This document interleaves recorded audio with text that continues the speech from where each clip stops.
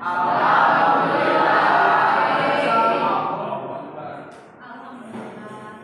Sebelum memulai pembelajaran, marilah kita berdoa dulu sebelum belajar. Doa dipimpin oleh ketua kelasnya sama Duma. Silakan Duma untuk memimpin doa. Sebelum belajar, alangkah baiknya kita berdoa terlebih dahulu. Berdoa dimulai.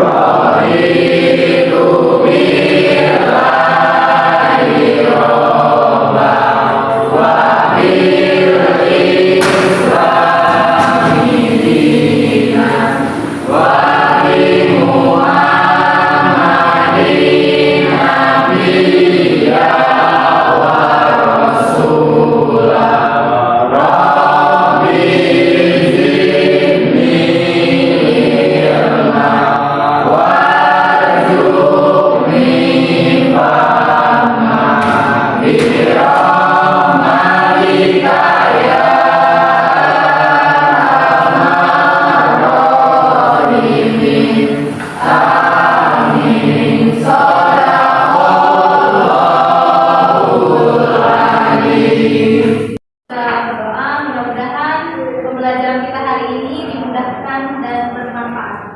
Sebelum dimulai, Ibu mau absensi kehadiran dulu ya.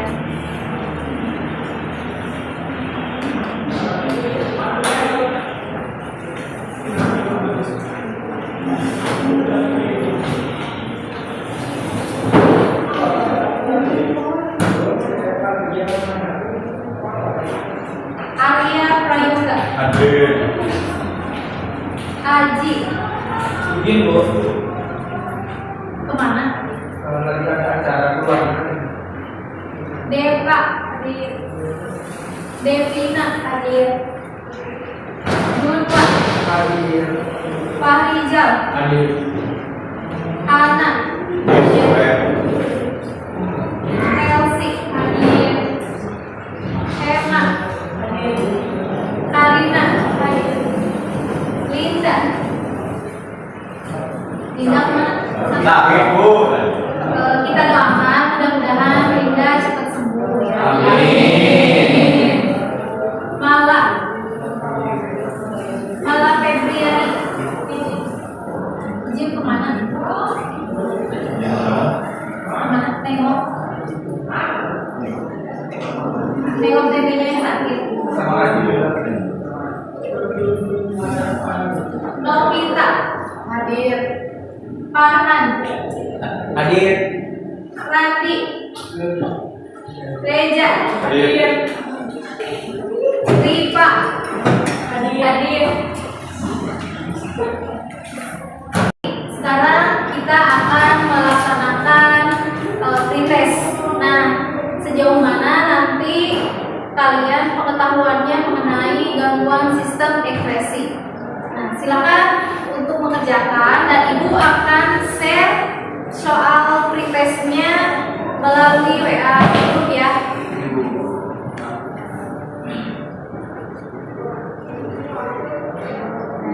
Silakan dikerjakan.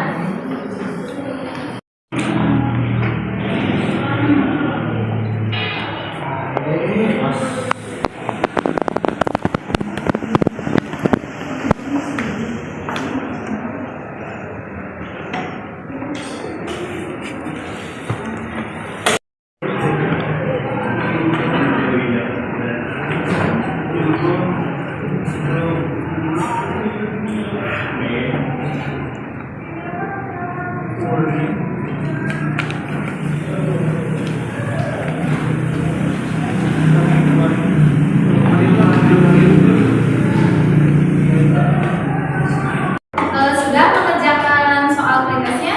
Sudah. Alhamdulillah. Gimana? Mudah tidak? Sudah. Ya, ada yang mudah, ada yang masih susah ya. Nanti ada soal post test lagi ya. Nanti seberapa jauh kita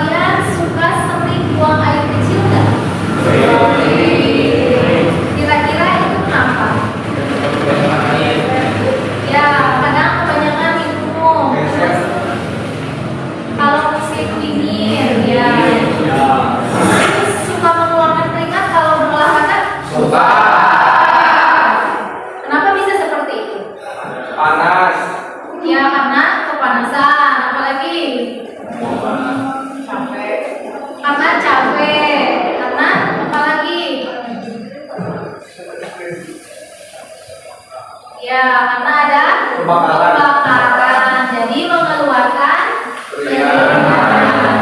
Nah, jadi pembelajaran kita hari ini yaitu mengenai gangguan sistem ekspresi pada manusia. Nah, jadi dalam kehidupan sehari-hari kita harus menjaga pola hidup yang sehat. Karena dengan pola hidup sehat, maka tubuh kita akan bekerja dengan baik. Nah, jadi di dalam kehidupan ini kita tidak boleh makan makanan yang mengandung bahan-bahan yang tidak baik ya, atau pengawet-pengawet yang tidak baik. Nah, itu harus dihindari, terutama pada minuman-minuman yang berwarna ya, yang instan. Nah, itu tidak boleh. Nah, masih semangat hari ini? Masih. Ya. Coba kita ice breaking dulu ya. Coba kita sekarang tepuk semangat. Tepuk semangat.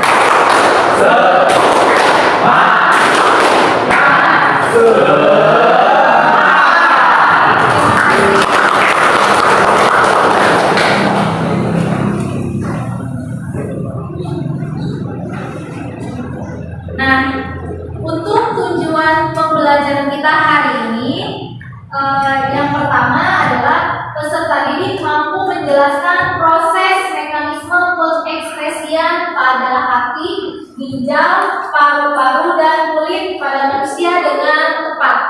Yang kedua, peserta didik mampu menganalisis kelainan pada struktur dan fungsi organ yang menyebabkan gangguan sistem ekspresi pada manusia dengan tepat. Nah, ini untuk tujuan pembelajaran kita hari ini.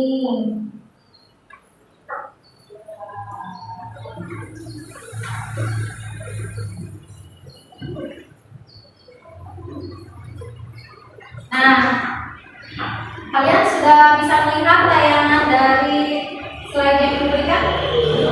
Nah, kira-kira di sini itu adalah gangguan berbagai macam penyakit dan gangguan sistem ekspresi manusia ya. Kira-kira yang gambar pertama itu kenapa? TBC.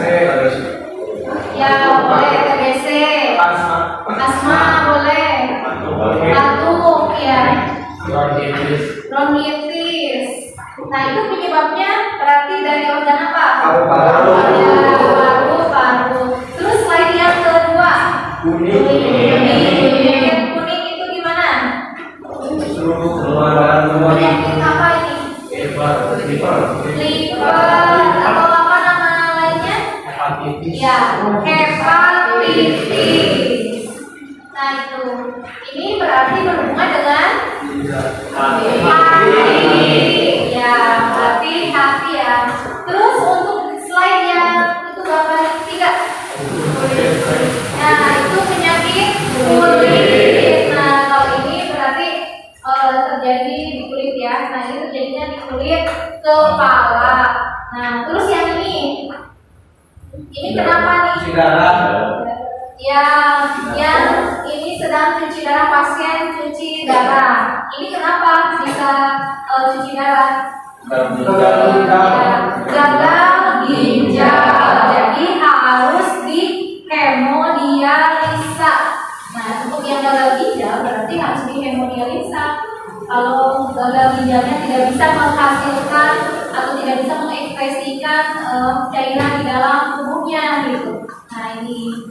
Nah, sekarang Ibu akan memberikan LKPD untuk setiap kelompoknya berdasarkan diferensiasi konten ya.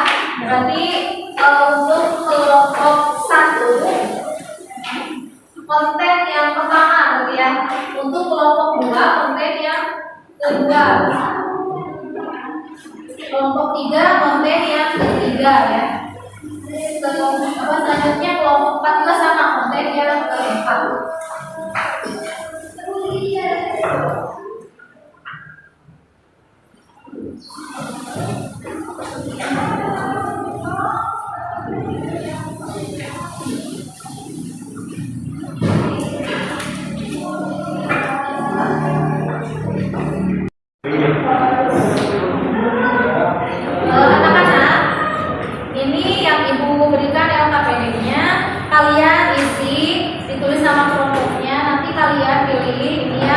Kalau kelompok 1 berarti konten nomor 1, kelompok 2 konten nomor 2. Nah, berikut juga sama kelompok 3, kelompok 4. Terus di sini kalian mencari jawaban dari permasalahan pada konten tersebut ya, berita tersebut gitu. Nanti hasilnya dipresentasikan. Nah, kalian harus bisa merumuskan masalahnya, penyebabnya apa, kenapa bisa seperti itu gitu kan ya. Nanti kalian tulis jawabannya, terus nanti menentukan solusinya harus seperti apa. Nah, kalau sudah selesai baru nanti kalian presentasikan di depan teman-teman kalian. Ya, silakan mengerjakan.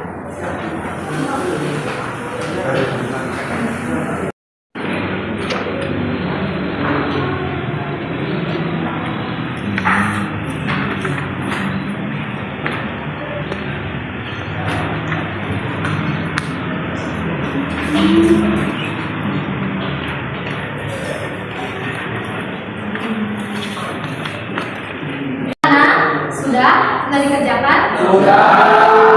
Ada yang dibuat ke PPT tanpa? Sudah? Sudah. Kelompok mana yang sudah itunya kanvanya, PPT-nya? Oh, kelompok 4 sudah. Ya, terus yang lainnya sudah? Sudah. Ya, terima kasih. Berarti sekarang kita presentasi kelompok. Silakan kelompok pertama untuk presentasi. Assalamualaikum warahmatullahi wabarakatuh. Waalaikumsalam warahmatullahi wabarakatuh. Selamat siang semuanya. Siang. Di sini kami dari kelompok 4 akan membawakan sebuah penyakit pada sistem ekspresi, di mana penyakit tersebut menyerang pada kulit. Yang mana penyakit kulit merupakan penyakit yang menginfeksi pada bagian kulit, di mana kulit merupakan bagian organ terluar dari tubuh manusia untuk menghalang paparan sinar UV beserta bakteri dan yang lainnya. Untuk itu, kami mengambil penyakit kulit bernama Quadruple S atau Staphylococcus scald skin syndrome. Nah, untuk rumusan masalah daripada penyakit yang kita ambil, yang pertama apa itu Staphylococcus scald skin syndrome atau Quadruple S. Yang selanjutnya, apa penyebab penyakit kulit itu bisa terjadi. Nomor 3, apa tanda dan gejala penyakit kulit. Nomor 4, bagaimana solusi atau cara pengobatan dari penyakit kulit itu. Dan selanjutnya adalah faktor penyebab masalah. Apa itu Staphylococcus scald skin syndrome? Adalah suatu penyakit, suatu infeksi yang ditandai dengan lepuhan pada kulit akibat dari suatu toksin yang dihasilkan oleh bakteri Staphylococcus aureus. Staphylococcal scald skin syndrome disebabkan oleh bakteri Staphylococcus aureus yang menghasilkan racun oksalatin.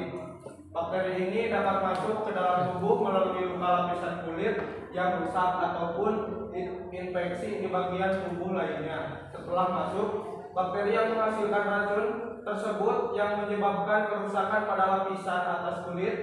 Bakteri ini juga bisa menyebabkan beberapa masalah kulit seperti bisul ataupun eksim.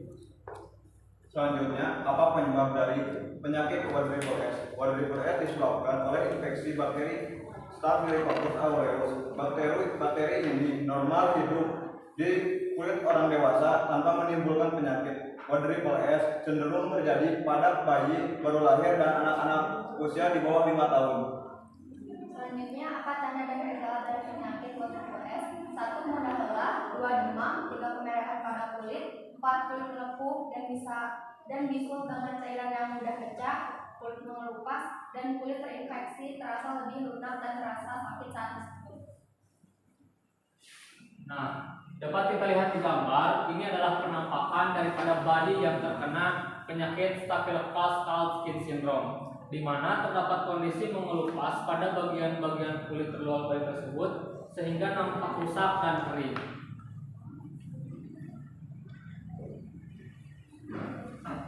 Nah, untuk selanjutnya ada solusi. Ada beberapa tahapan solusi untuk bisa mengobati penyakit WBS.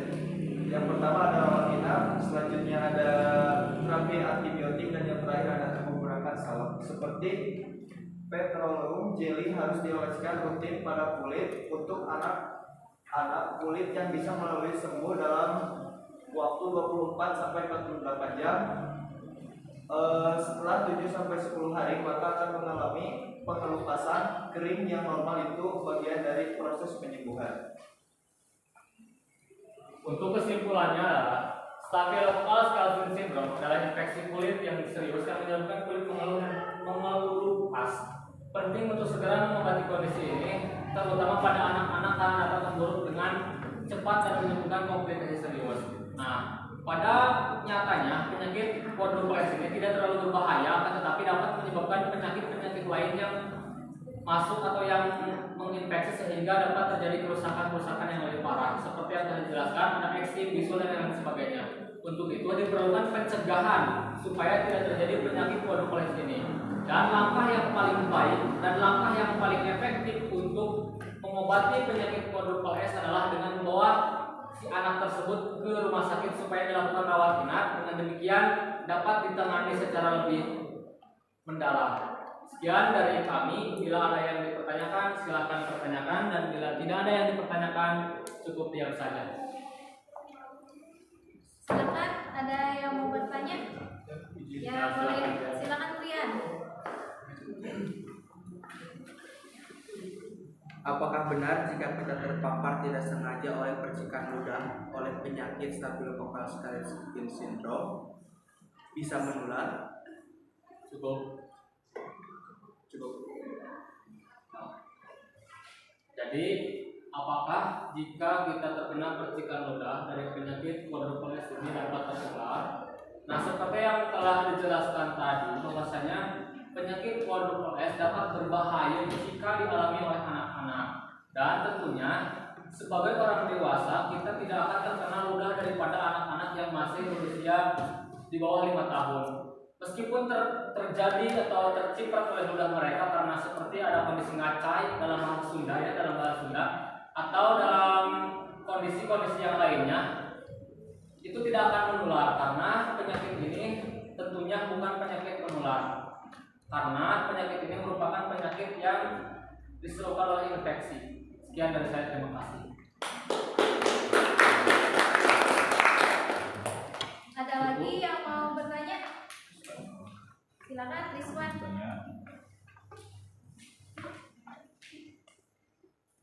Baik, izin bertanya mewakili teman-teman saya. Pertanyaannya adalah apa yang dirasakan oleh penderita penyakit tersebut? Silakan. Ya, jadi apa yang dirasakan oleh penderita penyakit tersebut? Nah, untuk perasaan yang dialami oleh penderita penyakit tersebut, jujur kami semua belum pernah mengalami penyakit quadruplegia ini, jadi kami agak tidak mengetahui ya kondisi yang jelas dari apa yang dirasakan oleh penderita penyakit tersebut. Namun berdasarkan gejala yang terlihat, bahwasanya ada pengelupasan pada bagian-bagian kulit dan juga ada tampak kemerah-merahan seperti kulit pecah dan juga kering. Nah, hal tersebut jika terjadi pada penyakit yang serupa yang terjadi pada kulit manusia akan terasa seperti rasa terbakar atau rasa panas dan juga rasa gatal karena terdapat masalahnya itu. Jadi ada pertarungan antara virus yang menginfeksi atau bakteri yang menginfeksi dengan sel darah putih yang ada pada kulit tersebut, sehingga ada sedikit gejala gatal atau bahkan gatal yang hebat jika gejalanya itu sudah pada tingkat ekstrim. Sekian, terima kasih.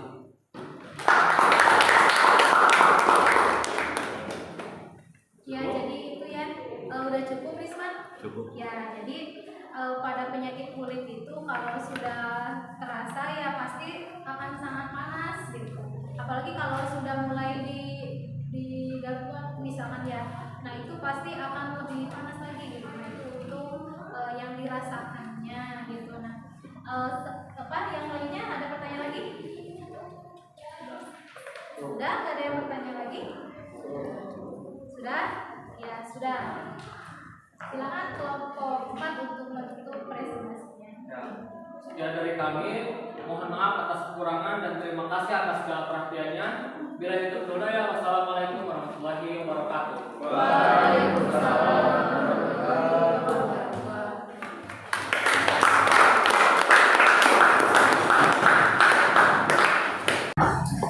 Anak-anak, untuk alat ekspresi pada manusia itu ada 4 ya. Yang pertama ginjal. Ginjal itu mengeluarkan apa? Urin. Nah, jadi mengeluarkan urin. Terus yang kedua ada hati. Hati itu mengeluarkan darah. Yang ketiga urin mengeluarkan apa? Nah, terus yang keempat paru-paru mengeluarkan karbon dioksida, dan uap air. Nah, jadi ini tuh adalah alat-alat ekspresi dan pengeluarannya. Nah, ini yang harus kita pahami gitu. Berarti kita benar-benar harus bisa menjaga tubuh dengan baik karena organ-organ itu sangat penting bagi tubuh kita. Nah, ini juga ada beberapa kelainan atau penyakit dari alat-alat ekspresi ya. Yang pertama, kalian pernah mendengar diabetes mellitus? Belum? Ada yang pernah, ada yang belum? Nah, untuk diabetes mellitus itu yang pertama gejalanya itu sering buang air kecil, terus lukanya sulit sembuh kalau ada luka itu. Jadi yang punya penyakit diabetes kalau punya luka itu sangat lama sekali penyembuhannya.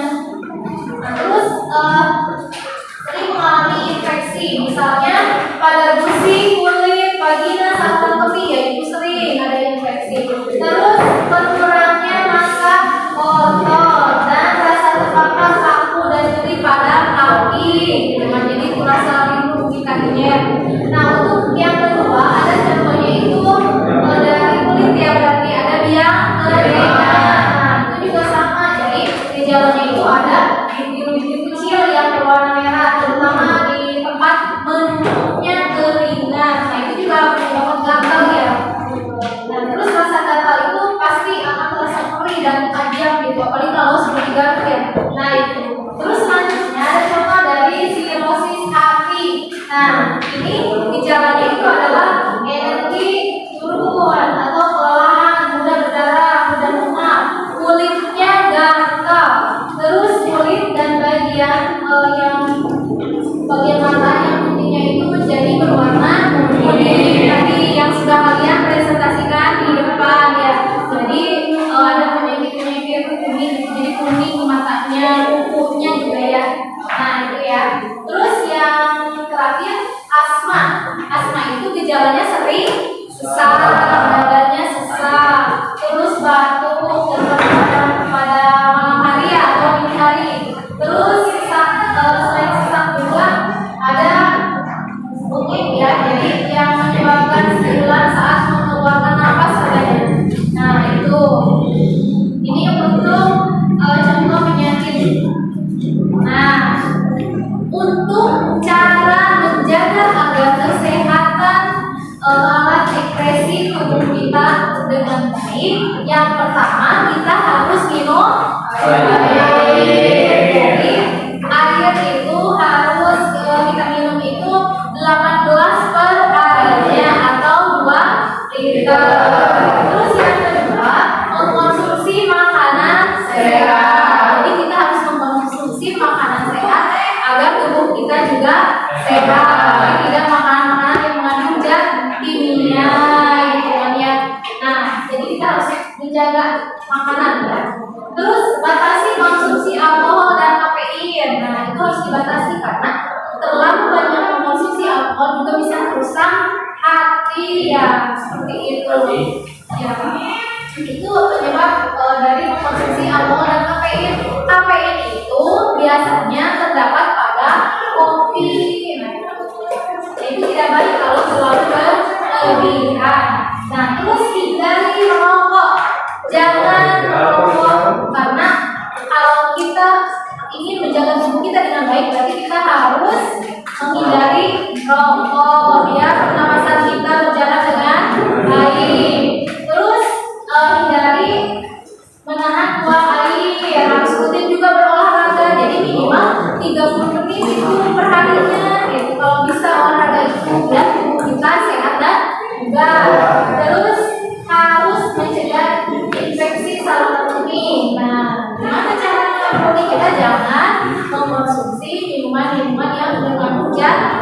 Nah, yang terakhir menjaga berat badan agar badan tetap sehat.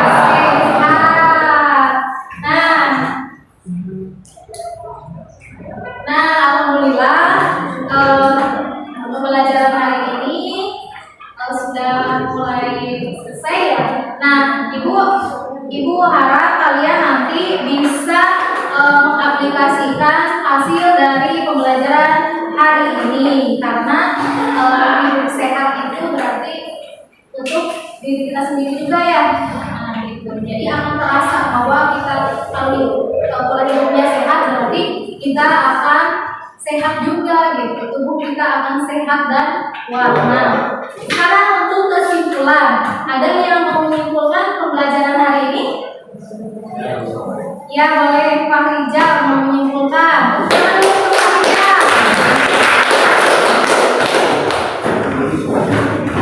Jadi kesimpulan yang dapat kita ambil dari awal sampai akhir, bahwasanya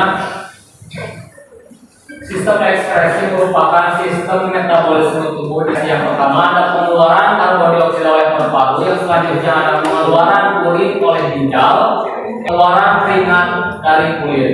Nah, yang mana pada sistem ekspresi tersebut terdapat berbagai penyakit-penyakit yang dapat mengganggu sistem ekspresi, dan tentunya setelah kita tadi mempelajari penyakit-penyakit yang terdapat pada sistem ekspresi, diharapkan kita semua dapat mencegah dan juga mengetahui solusi daripada pencegahan penyakit sistem ekspresi, sehingga dalam diri kita tidak terjadi hal-hal yang tidak diinginkan dan terkena daripada penyakit sistem ekspresi. Untuk itu, semoga kita semua dalam keadaan sehat walafiat. Sekian dari saya, terima kasih. Assalamualaikum warahmatullahi wabarakatuh.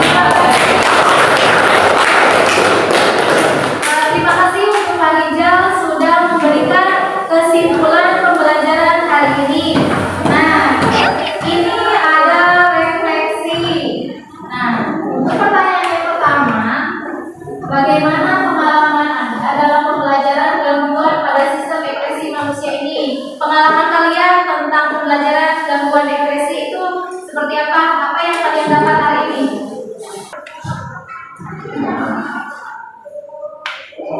Ya, apa yang kalian alami mengenai pembelajaran hari ini? Jadi pengalaman yang saya dapatkan dari pembelajaran kali ini, saya mengetahui bagaimana gangguan-gangguan yang terdapat pada sistem ekspresi manusia ini, juga bisa mengetahui solusi-solusi dari gangguan ekspresi ini, dan juga meminimalisir penyakit-penyakit yang mungkin bisa datang kepada kita semuanya. Ya, terima kasih. Pengalaman hari ini itu memberikan pengalaman yang baik ya. Jadi banyak pengetahuan yang tadinya tidak tahu menjadi tahu. Nah, apakah sudah termotivasi dari proses pembelajaran ini? Sudah? Ya, alhamdulillah. Berarti ada peningkatan motivasi. Semangat belajarnya? Terima kasih. Berarti kalian sudah termotivasi. Nah, terus apa kesulitan atau hambatan yang kalian temui dalam pembelajaran hari ini? Ya, pembuatan PPT dari Alika. Jadi itu pengalaman baru ya ketika membuat PPT dari Alika, walaupun ada hambatan, tapi alhamdulillah semuanya bisa membuat Alika dengan baik. Nah, perbaikan apa saja yang harus dilakukan pada pembelajaran berikutnya? Kira-kira apa gitu untuk menjadi bahan refleksinya?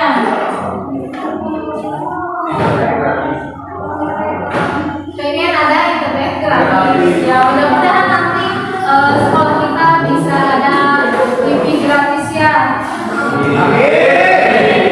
Alhamdulillah refleksi sudah dijawab, kita sudah sampai ini. Selanjutnya ada post test. Nah, ibu mau tahu sejauh mana kalian menjawab pertanyaan-pertanyaan yang sekarang setelah melalui pembelajaran. Apakah sudah lebih dari KKM mencapai lebih tinggi gitu dari yang pretest. Nah, silakan untuk mengerjakan post-test yang Ibu kirim linknya ke grup ya. Nah, silakan. Sudah ada?